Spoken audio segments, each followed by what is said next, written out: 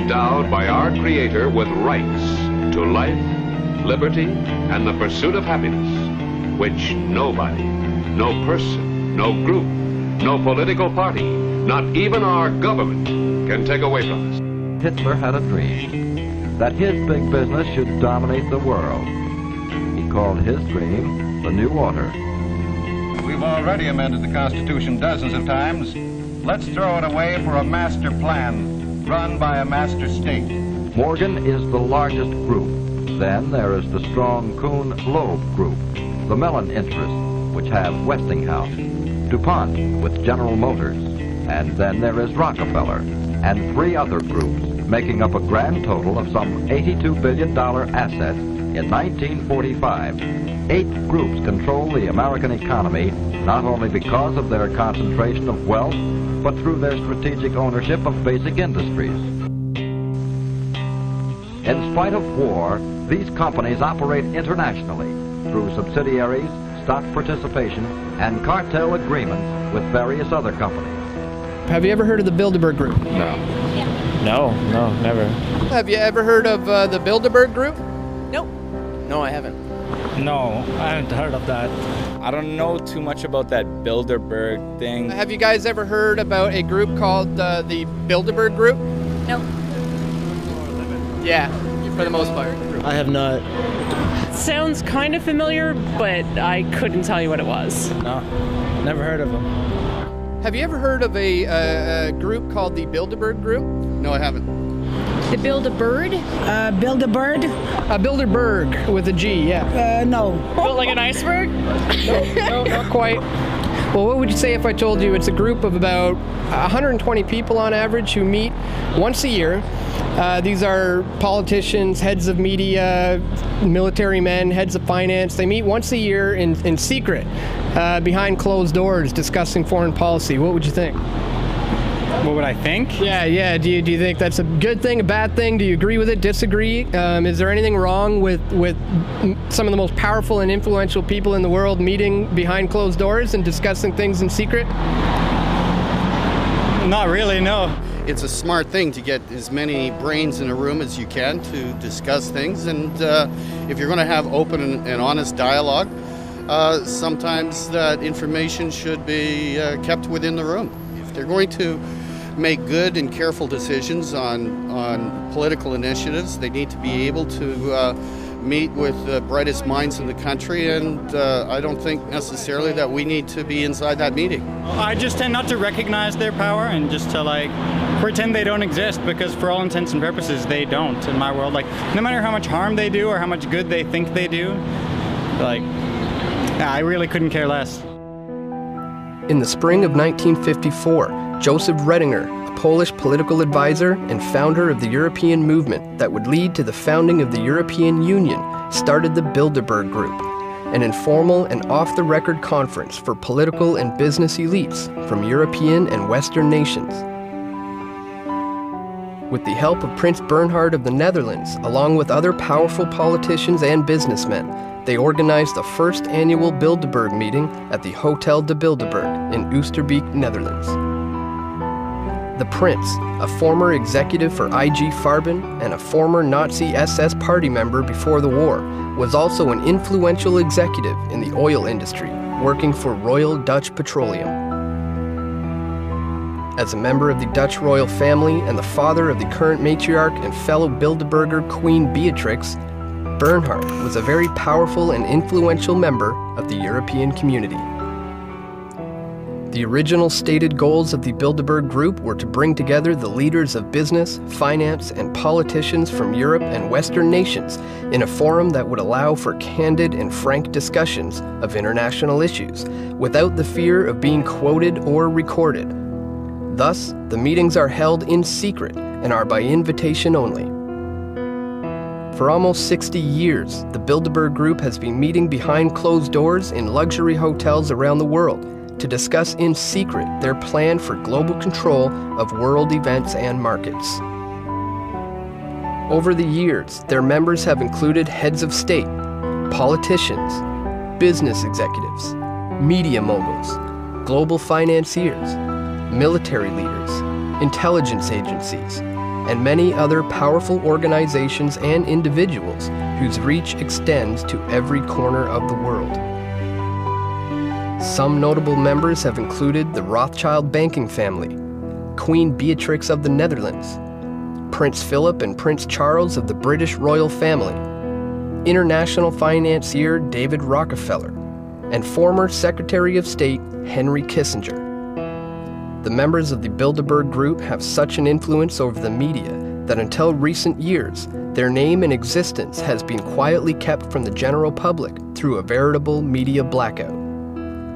With the advent of new social media tools and advances in technology, the independent media has been exposing these annual meetings on an increasing scale. We have reached the turning point. The Bilderberg Group is now finding it almost impossible to stay out of the spotlight and hide their powerful cabal from the public.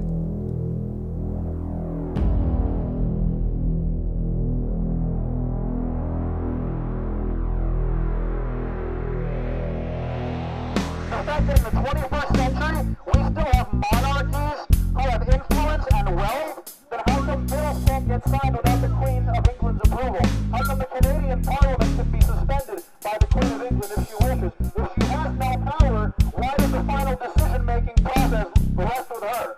We can talk about the 99%, but it's really the 99.99999%, because the people that are in here, they're not 1 out of 100, they're not 1 out of 1,000, they're not 1 out of 10,000, 100,000, they're more like 1 out of 1,000,000 or 10 million, or beyond that, okay? Billionaire club. That's right. It's the billionaire and trillionaire club, and you and I, we're not in it, we're not ever going to be in it, so we got to hold their feet to the fire.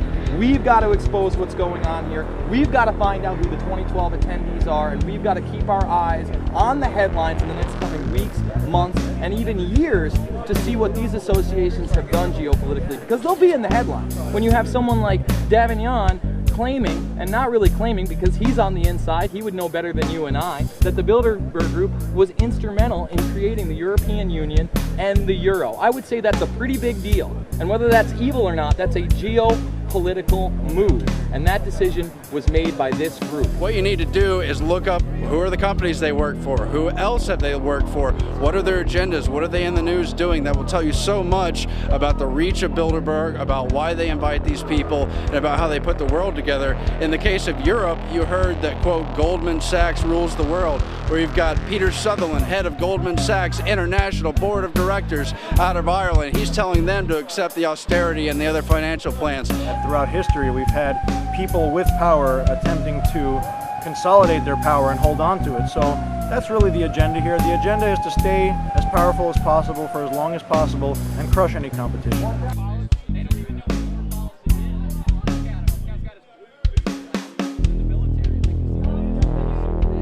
Warning, criminal globalist ahead. FBI!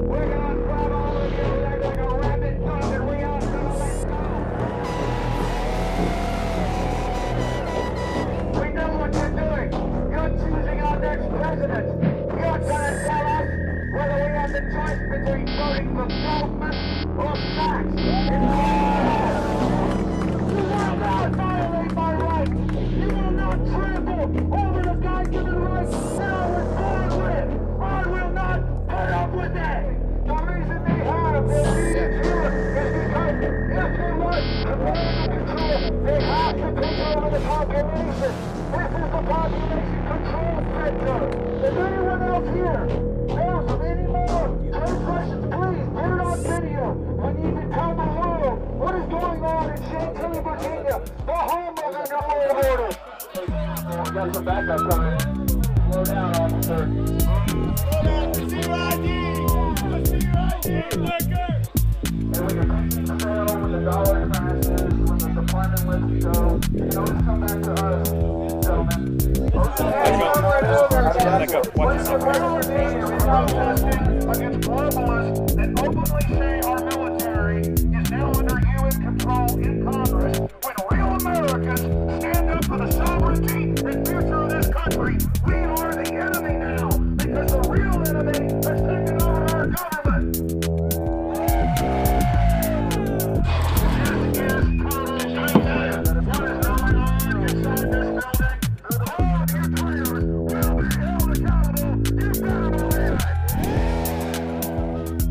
In recent years, the lack of coverage from the mainstream media on the Bilderberg Group has been a problem as far as raising awareness about these conferences. However, 2012 is a major turning point for the Bilderberg Group as the independent media have been here providing the coverage that's been lacking from the mainstream. Where's Fox News been for the last 15 years? CNN for the last 20 years? Why does Sean Hannity ridicule anybody that calls in and asks about the significance of the Bilderberg Group? Obviously, they're on the payroll. When people say that, quote, they control the media, they're talking about the secret establishment. I'm just here to cover the Bilderberg conference and try to do what the mainstream media is lacking. It's not fair to say that there's no coverage of Bilderberg because even some of the Bilderberg-owned outlets in the mainstream media have covered it, but it's been so far and few between that I think it's important for us as people, as citizens, and as journalists, as professionals, to come down here ourselves and investigate it. I'm definitely down here just to protest the real 1% that's meeting here at the Westfields Marriott behind closed doors.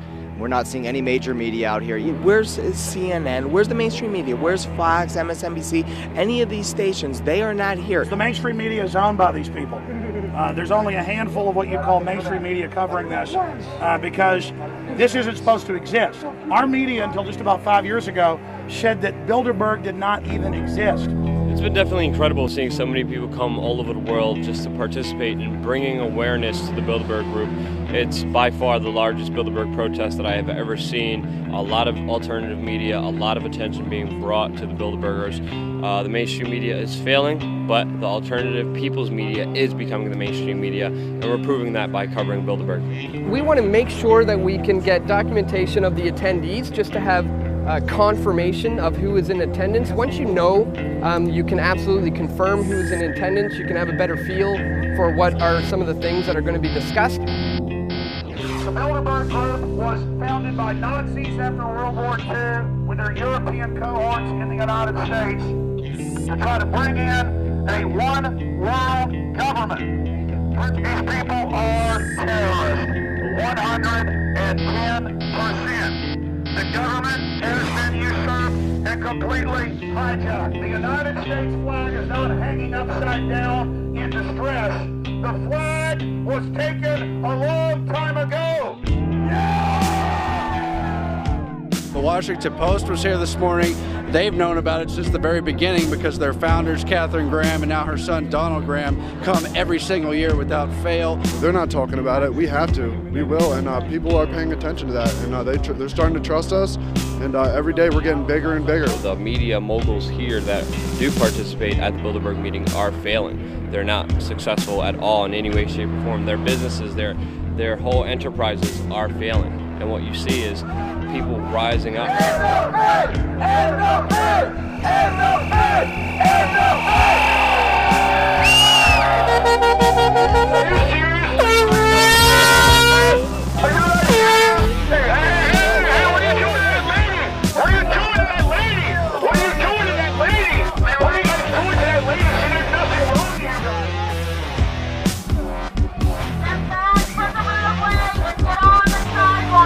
Get off the train.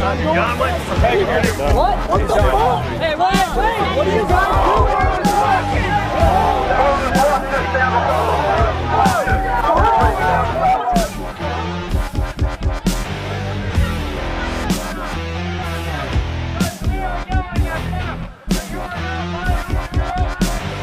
There has to be at least 500 people here now, and the veteran who was arrested yesterday was just arrested again. There's large people gathering in front of where the Bilderberg members inside the building can actually hear the people outside, and that's where a group of police officers grabbed this guy, same guy from yesterday, and it appears that they are making an example and trying to keep everybody away from the area where the people inside can definitely hear everything that is going on. We're bullhorning in Bilderberg.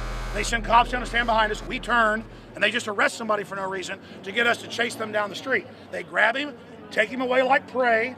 We run out to follow after him. The whole world is watching! The whole world is watching! This group is meeting with government officials. It violates federal law, the Logan Act. And for decades, they said it didn't even exist. This is the real oligarchs that run our government, run Europe, run most of the world, the big central banks, and the fraud that they engage in.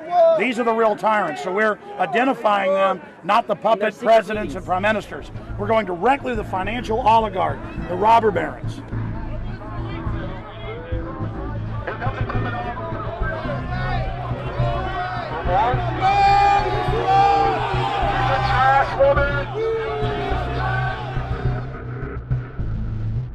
In 2008, it was revealed that the Canadian government, under the leadership of Bilderberg member Stephen Harper, would be buying $25 billion worth of mortgage pools through the Canada Mortgage and Housing Corporation.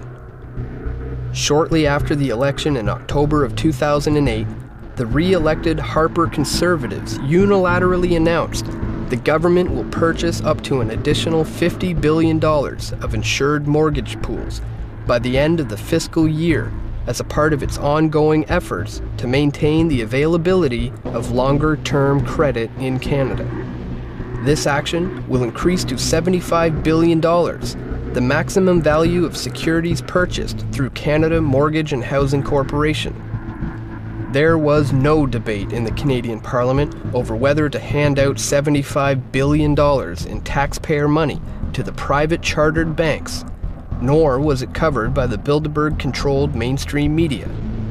The control of the Bilderberg Group extends not only to the media and the control of information, but also to the Canadian banking system itself and our ability to control our own currency. In 1938, Prime Minister William Lyon Mackenzie King nationalized the Bank of Canada, giving control of the Canadian currency to the people of Canada. Although the issuance of currency is held solely by the Bank of Canada, the creation of credit through the issuance of loans is still largely controlled by private chartered banks. As part of the Bank of Canada's charter, the government can borrow up to 50% of its own money from the Bank of Canada at 0% interest. The other half of the interest is paid back into the government, allowing for the financing of our own infrastructure, such as the St. Lawrence Seaway and the Trans-Canada Highway. Because of Bilderberg member Paul Martin, Canada now borrows its money from the private chartered banks at the going interest rate, effectively handing over the usury and interest to private corporations. Prior to Prime Minister Brian Mulroney, all banks had to hold an 8% reserve, meaning they could lend out the same money 12.5 times through credit and loans. Mulroney dropped this to a 0% reserve, allowing private banks to loan as much money as they want, simply by entering a new line on a ledger. Currently, the Bank of Canada is only responsible for 5% of the actual debt created in the form of currency. The private chartered banks, such as Royal Bank of Canada and TD Bank, own the remaining 95% of all debt.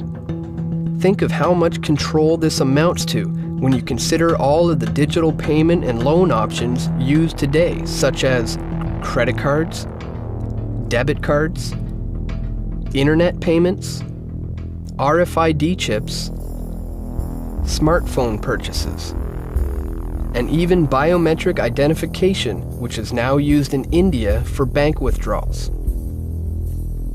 Very few people use real currency, and the trend is turning to an increasing reliance on digital and computer technologies, of which are largely controlled by members of the Bilderberg Group.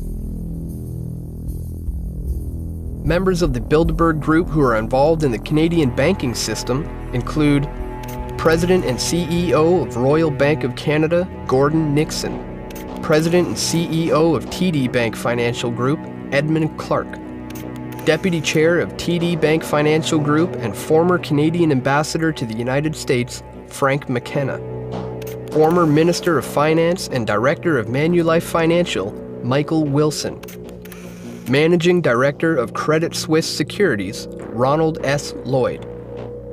Former CEO of Scotiabank, Peter C. Godsoe. Former Governor of the Bank of Canada, David A. Dodge. And Governor of the Bank of Canada and former Goldman Sachs executive, Mark Carney. 501c3 tax-exempt foundations have to make certain forms publicly available.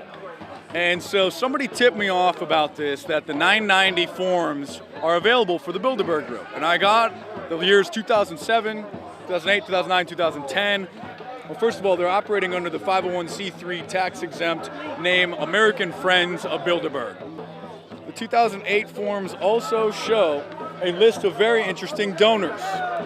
Henry Kissinger, $20,000. David Rockefeller, $50,000. Freeport McMorman Foundation, $10,000. Microsoft, $75,000. Peter Thiel from PayPal, $75,000. Goldman Sachs, $25,000. The Washington Post, $25,000. So of course the Washington Post is going to be reluctant to report on them when they are literally funding them, and I have the proof in my hand.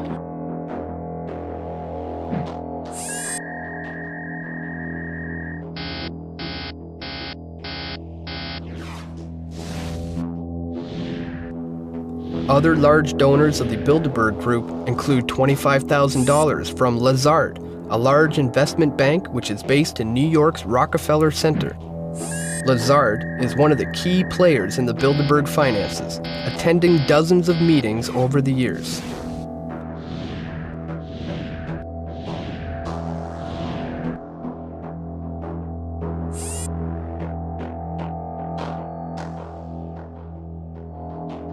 Another large donor and regular attendee to Bilderberg is co-founder of Kohlberg, Kravis, Robertson Company, Henry Kravis. KKR is a private equity firm with over $62 billion in assets as of 2011. Kravis donated $50,000 in 2008 to the Bilderberg Group. Billionaire financier David Rockefeller of Chase Manhattan Bank has been a steady donor to the Bilderberg meetings and has been a cornerstone of the group's development, attending nearly every conference since its inception in 1954. Rockefeller is an honorary lifetime chairman of the Bilderberg Group and has been involved in the development of many other powerful globalist think tanks, such as the Trilateral Commission and the Council on Foreign Relations.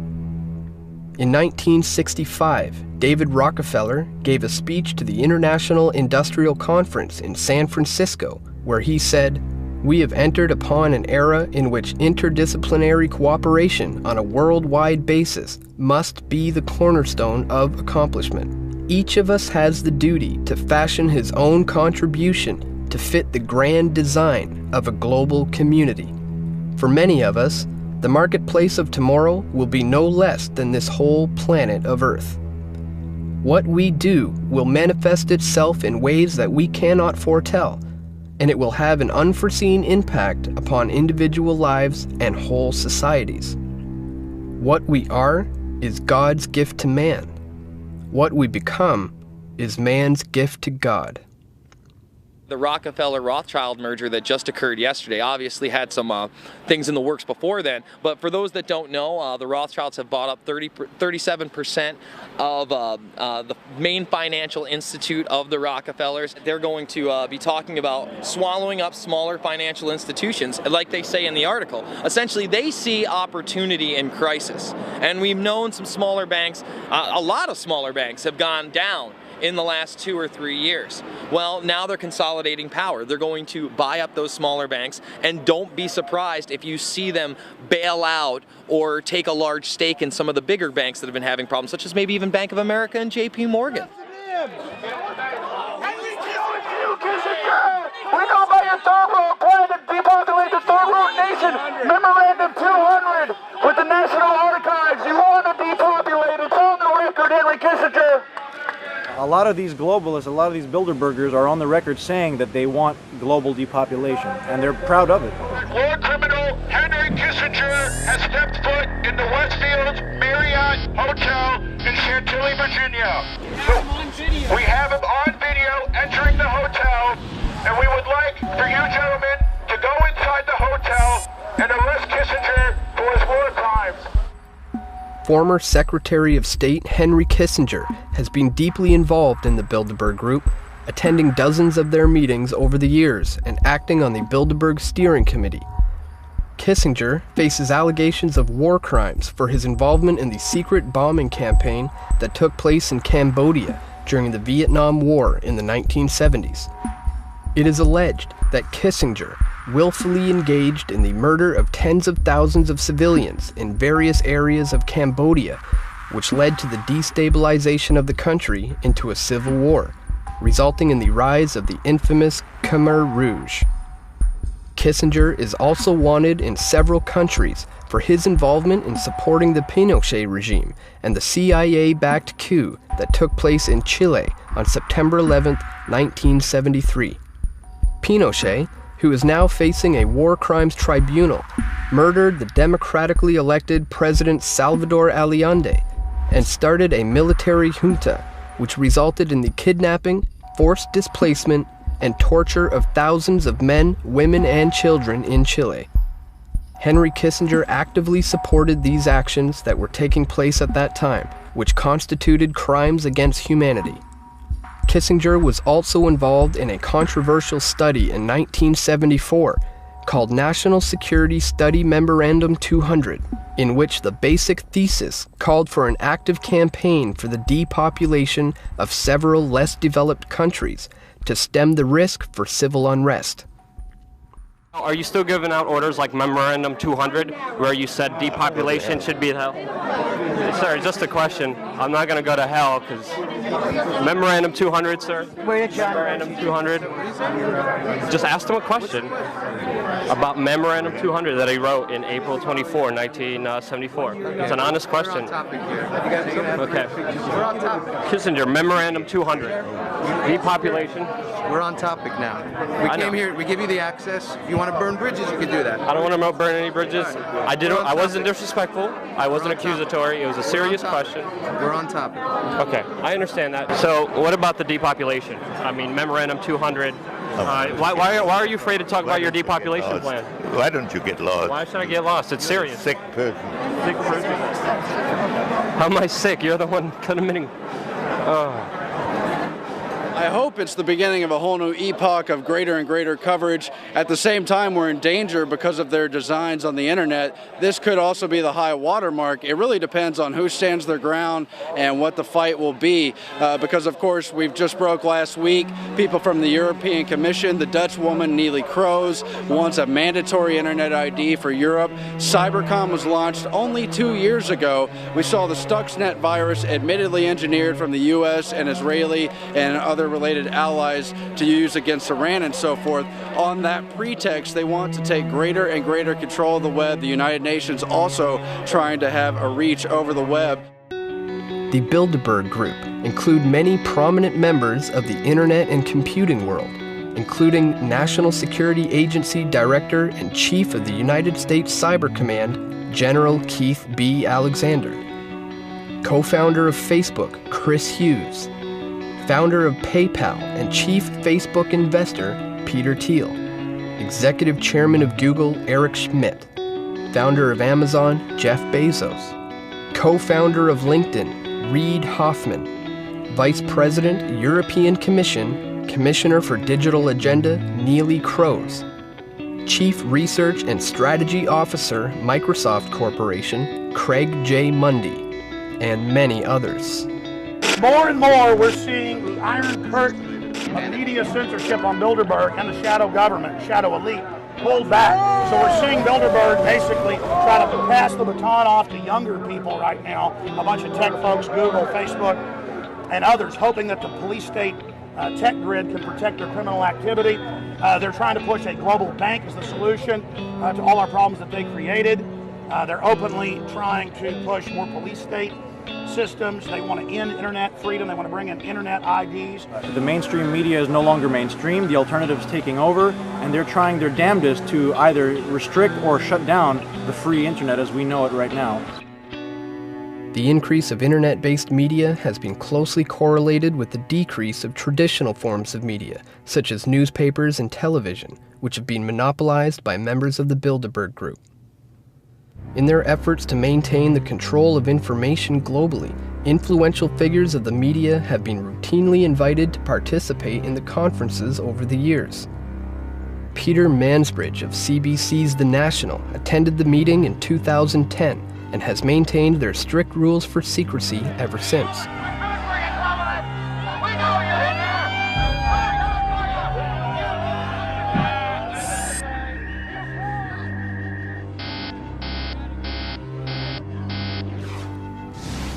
Fellow Canadian Heather Reisman is the CEO of Indigo Books, the largest book supplier in Canada, and she is a member of the Bilderberg Steering Committee.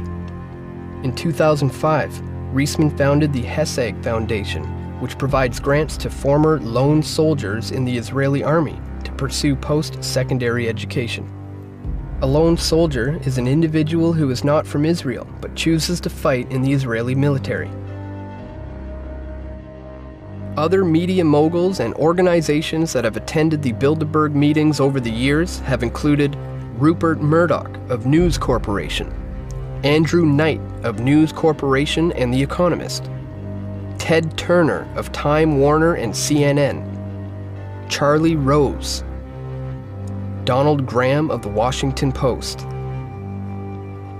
and Canadian media baron and former Bilderberg Steering Committee member Conrad Black of Hollinger International and The Telegraph newspaper. While all of these powerful media organizations have been present at Bilderberg meetings over the years, there has remained a media blackout all across the board regarding coverage of this group.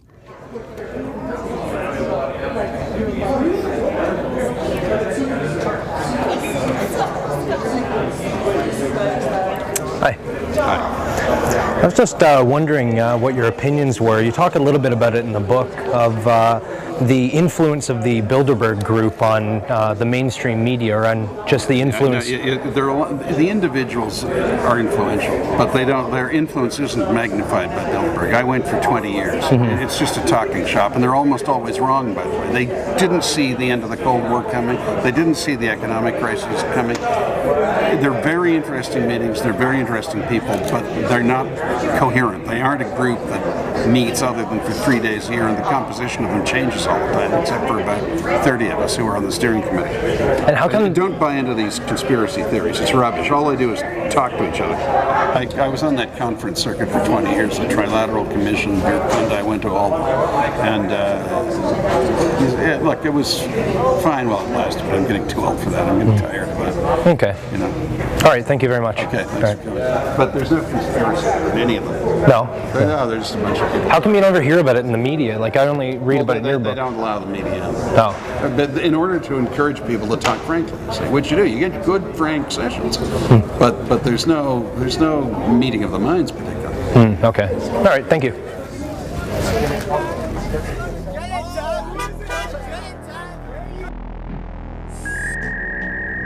Fellow Hollinger International Board of Directors member Marie-Josée Kravis has made significant inroads since being invited to Bilderberg by Conrad Black in 1989. Marie-Josée is the wife of Bilderberg member Henry Kravis and has been a member of the Bilderberg Steering Committee for over 22 years.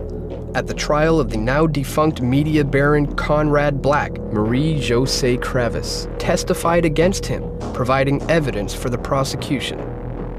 Other prominent Canadians who have attended the Bilderberg conferences include former Prime Minister of Canada Lester B. Pearson, Pierre Elliott Trudeau, Jean Chrétien, Paul Martin, and Stephen Harper.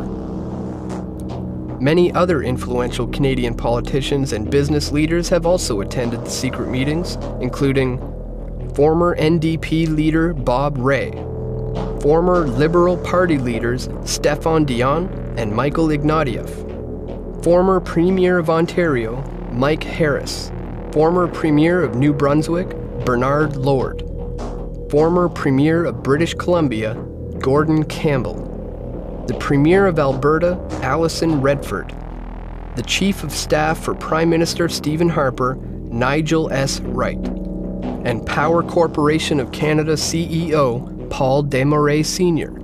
In fact, nearly every Canadian Prime Minister back to Pierre Elliott Trudeau has worked for Power Corp. I attended one Bilderberg meeting. I'm not sure they ever invited me back, but just to make sure, I've also gone to a Maple Leaf hockey game. That doesn't mean I'm a Maple Leaf fan. I believe that there is an opportunity now, with the G20 having been called, for the first time, for us to put together a global steering committee of all of the great powers of the world. If I was asked what is the single most important thing that can be done to get us out of this mess, it is going to be to recognize now that we are one common humanity, divided perhaps into economic entities called countries. The time has come for us to work together. In 1996, you were at a Bilderberg meeting, and also there was Jean Chrétien and Paul Martin. I don't know if I was at that meeting. I've only been to a few of them, but Bilderberg and Tralala are not really think tanks. They simply individuals who get together who are from business, the political world, the media, others, and discuss ideas, and they influence each other through that. Shortly after Dan and Steve got back from the Bilderberg meeting in Chantilly, I decided to file some Access to Information Act requests for information on both Alison Redford, the Premier of Alberta, and for Nigel S. Wright, who is the Chief of Staff for Prime Minister Stephen Harper. I received two notices. One was for Nigel S. Wright, and it actually revealed very little. They just said that they didn't have any record of him having attended the Bilderberg meeting in Chantilly, even though he was on the official attendees list.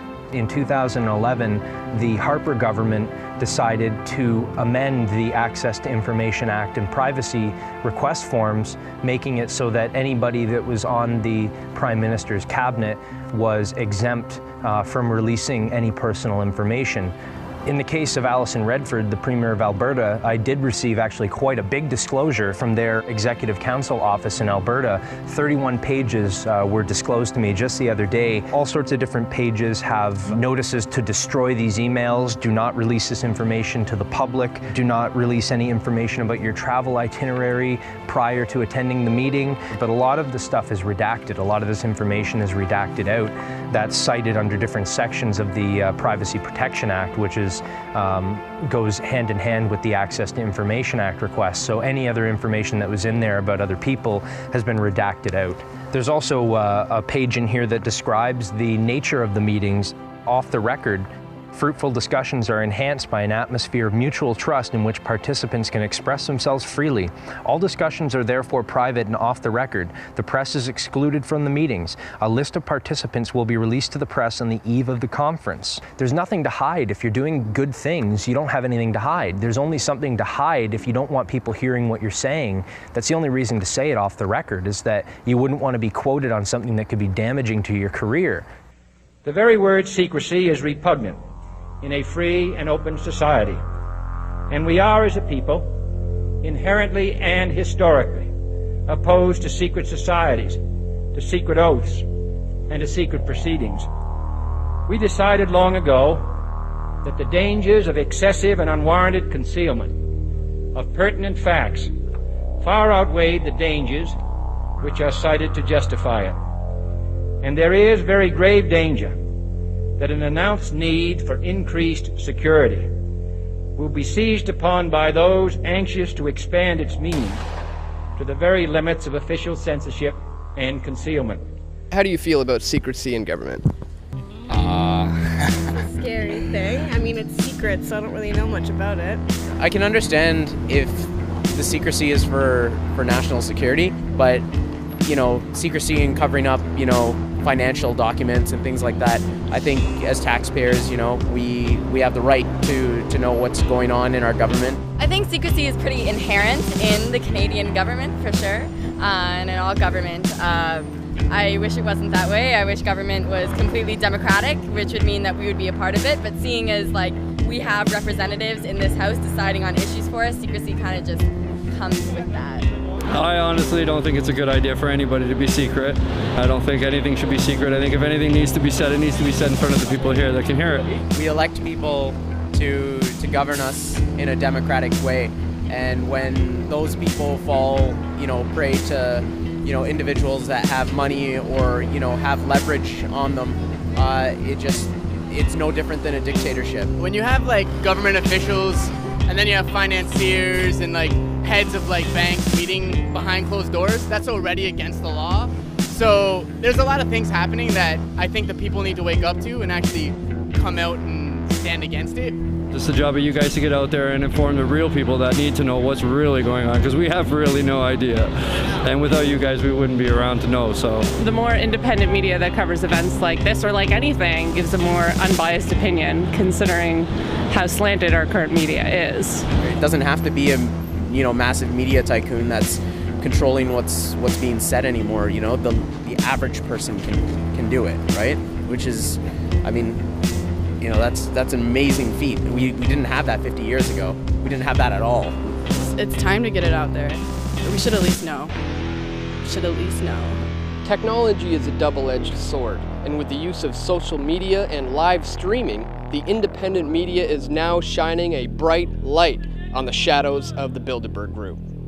Almost everybody here has a camera. They're all doing live streaming. They're all, interviewing people. There is just everywhere from, really big names with big websites to just people doing their own little thing. And it's crazy. Everybody has a camera this year. We live in the time of intelligence, of technology, of instant information. And more these people are realizing that, and they're going to realize that today with the hundreds of people that are surrounding the Marriott Hotel where Bilderberg 2012 is being held. What do you think about, the independent media's these days ability to use social media and live streaming at these kinds of events? It's amazing, and it shows you how many people that are getting aware and politically aware to this. Everyone's becoming the independent media because of the double-edged sword that is social media. It's also, of course, a spy tool, as everyone knows.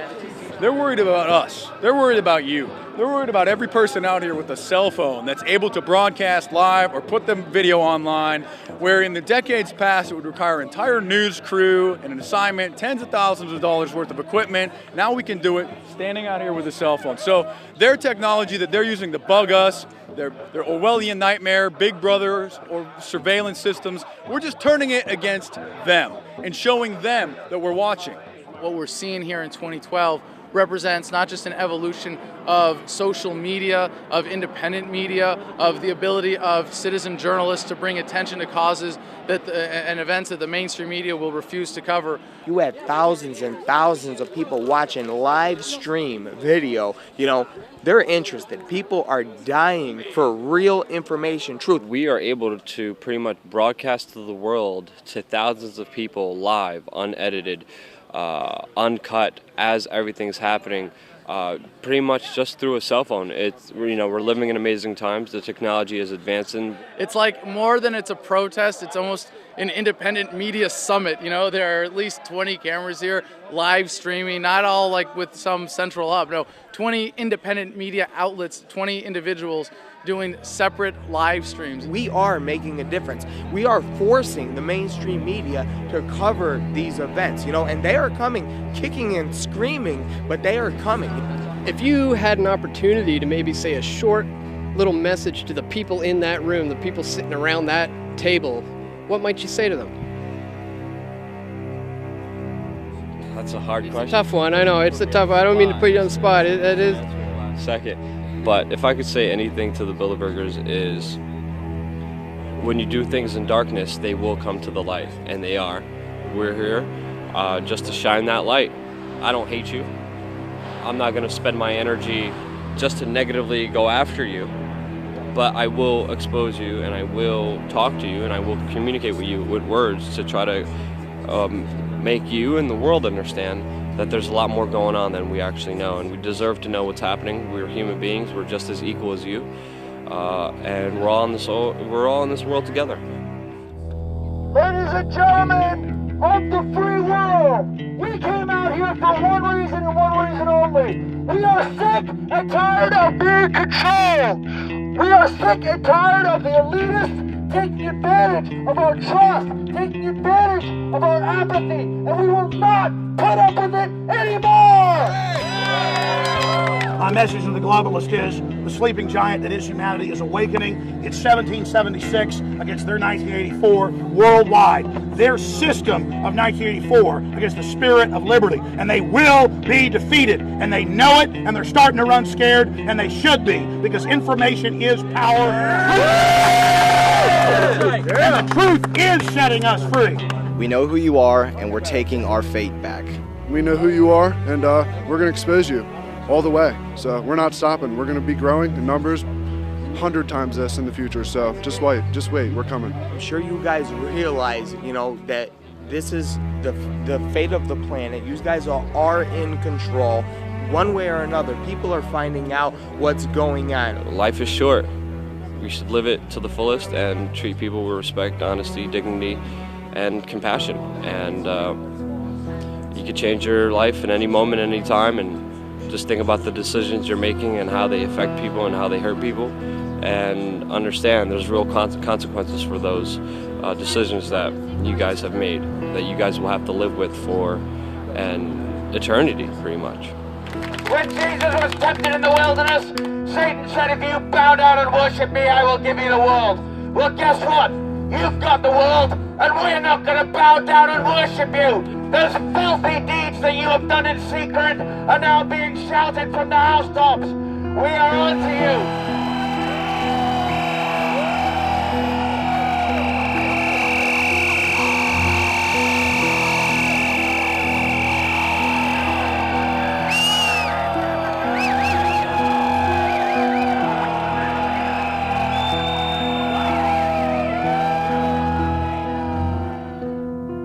The reach of the Bilderberg Group extends to every level of the policy apparatus in both the private and public sectors. Its members over the years have been the most influential and powerful individuals in the world. Whether or not they act in concert with each other or simply influence one another through these meetings is beside the point. The decisions made by each of these individuals have a ripple effect for the rest of the world. For every action, there is an equal but opposite reaction. The creation of this new Orwellian technotronic society has spawned a new generation of warrior, information warriors, whose weapons are the very technologies created to enslave them.